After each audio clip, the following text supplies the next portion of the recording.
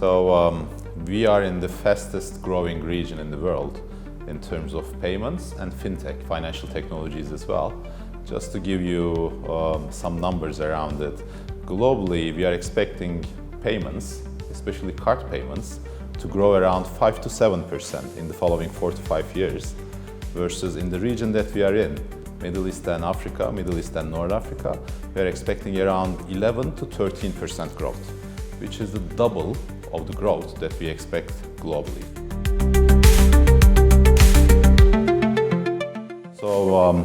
We see more than $1 trillion of card payments happening in the Middle East, North Africa region. And the biggest countries are first Kingdom of Saudi Arabia, then comes UAE, then comes Egypt, and etc.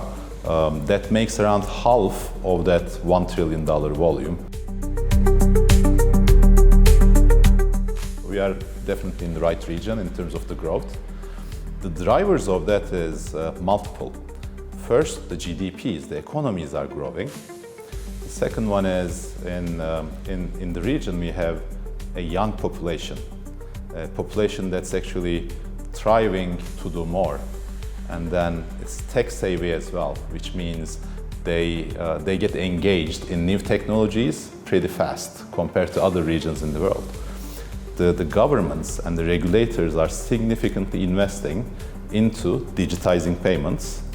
And finally, the penetration of the payments at this point is actually a bit lower than Europe or US as well, which gives us more room to grow going forward.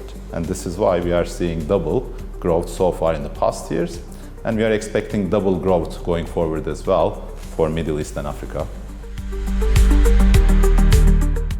I think the main factor of Network International in terms of how it differentiates from its competition are two things. Number one, we are present in this region for 30 years. And we are very well integrated in the countries that we are in, which means we have people in those countries who build relationships over time with the key entities, which could be the regulation, which could be the corporates, which could be the non-profits. So we have a very good understanding of the needs of individual merchants or businesses in those countries.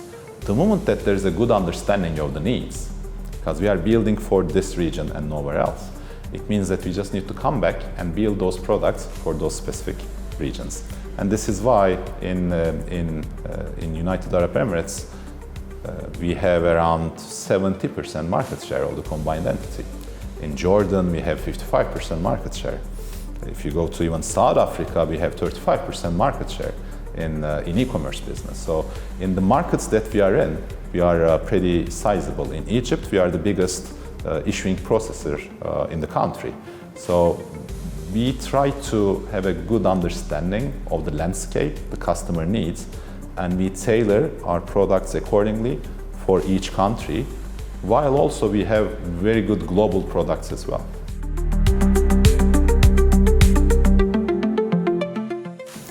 In the 54 countries that we are in, our volume is more than $300 billion in terms of the payments volume that we process, which is a very, very sizable figure. Now, as it is publicly known, Network is being merged by another UAE-based very good company called Magnati.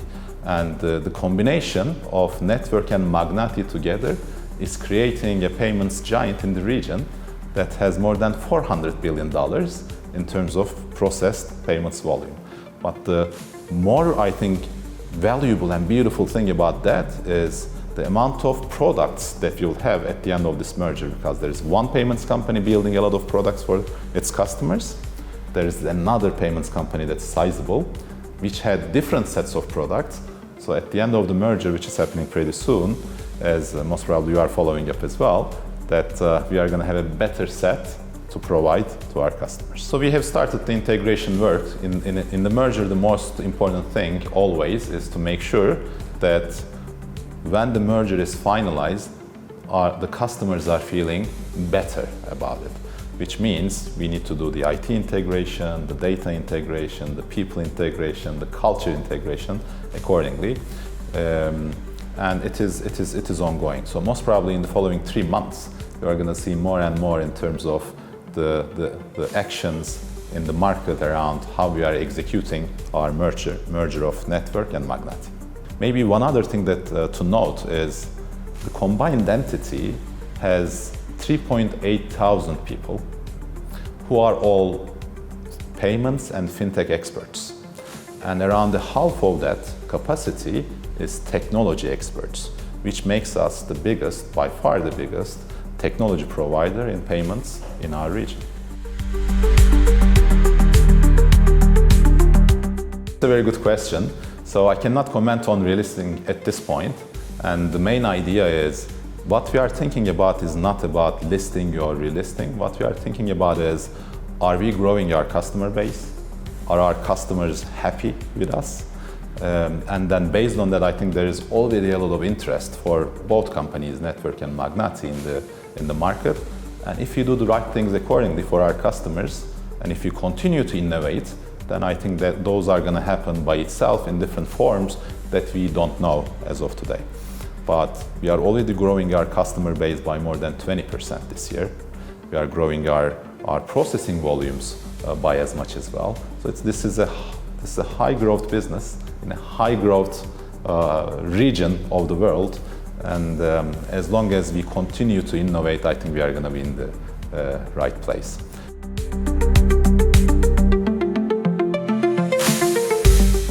Buy Now Pay Later is growing pretty fast, and it grows because of the fact that in Buy Now Pay Later, I think the players are doing something smart, which is they are not charging the customers in general. The model works in a way that the Buy Now Pay Later players are charging the businesses, and for the customers, they create demand. And with that demand, the customer goes to the business and asks, can I do Buy Now Pay Later? So that's the power of that business. What we see globally is that if the credit card players are offering installments in the same way on the card rails, then in those markets we see high growth of card payments as well, even more than the Buy Now Pay Later players. So that's the main difference in terms of the markets. So if you go to any market that doesn't do installments on card rails for customers without charging to the customers, then you see high Buy Now Pay Later growth. As Network International, we are working on a project to provide a card installment network that wouldn't charge to the customer, so that the customers can directly use the cards in their pockets to do Buy Now Pay Later on the card rails. And in the meantime, we are also providing infrastructure to Buy Now Pay Later players, because to do Buy Now Pay Later, you need to read a QR code that sits in a business, and that QR code sometimes it's not on the table and etc. So it makes it harder for the customer to find it, versus we put those QR codes into our POS machines, which means it's easier for the merchant, it's easier for the customer to do Buy Now Pay Later on our infrastructure. So as I said, our job is to provide the infrastructure for payments so that the merchant and the customer finds everything that they need to do that payment as easy as possible. So we serve both ends of the picture.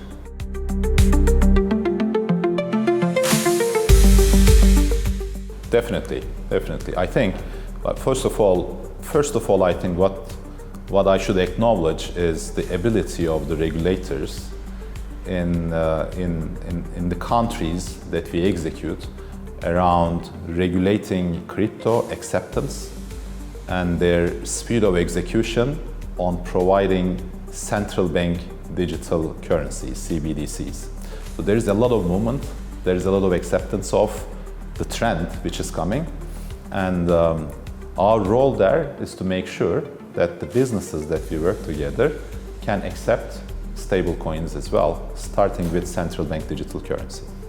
In UAE, for example, very recently, by our regulators, we are humbly given the role to be the champion of the stable coin acquiring, which means we are going to be the first in UAE to do central bank digital currency acceptance for our merchants.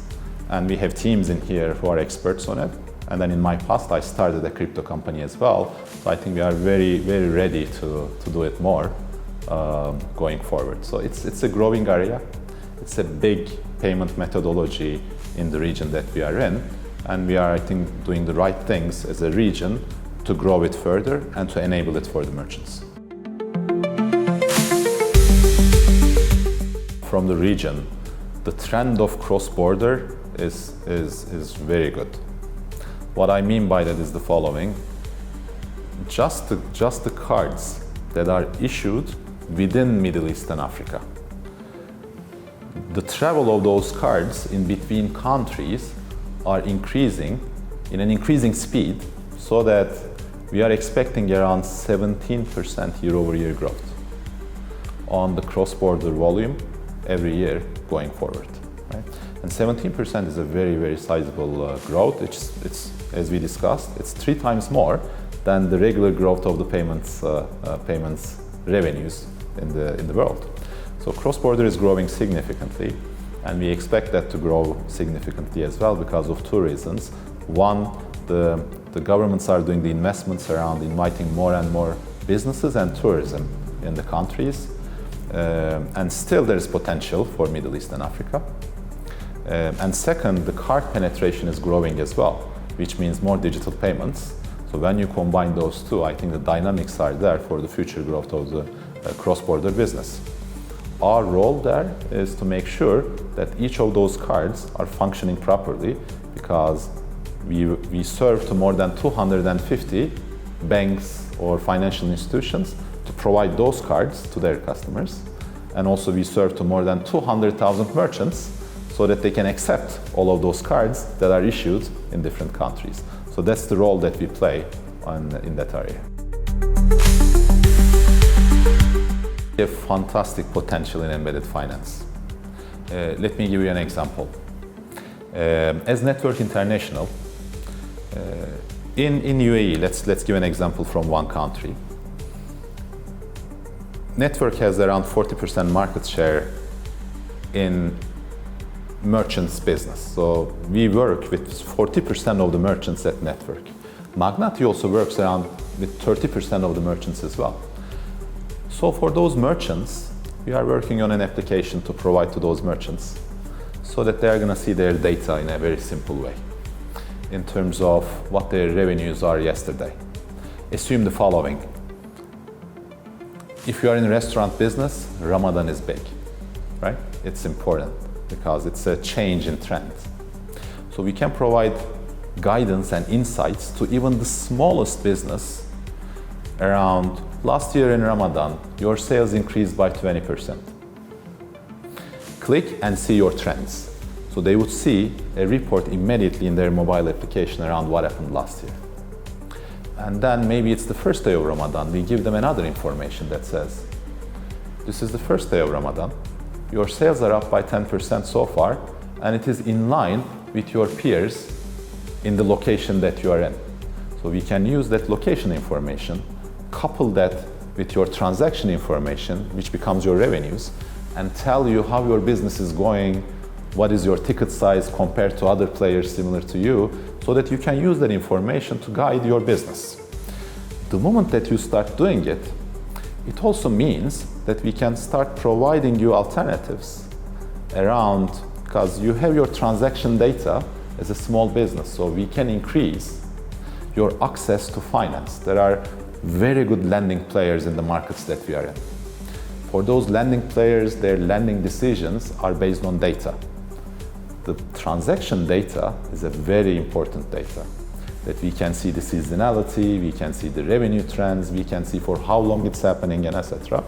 So our role in there is, with the customer's permission, we can pass on that information so that they can get better lending opportunities, maybe higher ticket sizes, faster decision making. So it's very important for both the merchant, for the banks, for the lenders, and for us as well, because it's better customer relationship. Embedded finance is everywhere. Embedded insurance is there as well. So For example, we already provide to merchants, if your, let's say, international sales is up significantly, we automatically offer them a fraud protection tool, which is very low cost. But if something happens from a chargeback perspective, we take on that cost, right? So that we protect that business. So on top of the payments network, using the data of payments, we can provide lots of different alternatives on embedded finance to our merchants. And the other way around, the businesses that we serve, the enterprises, when we start serving to them, the main discussion is the following. If you walk outside and ask in any country to any CEO of a business, what is your market share? They typically don't know. Because to know, you need to go to an agency who does that research for you. So of course they know, but they need to go to that agency to do the research. In payments, we can give them real-time data in a second. No need for a research. We can give it daily, weekly, monthly. We already have that business. We have a data consultancy business that we provide to the enterprises, the big enterprises that we have, so that we can work with them to figure out how they can grow their revenues, decrease their costs. And we are offering those services to all of our big clients. As long as they tell us what they need, we provide our consultancy services to them. And now what we are working on is to make sure that the smallest merchant can also get a similar information by utilizing the power of data insights and AI as well.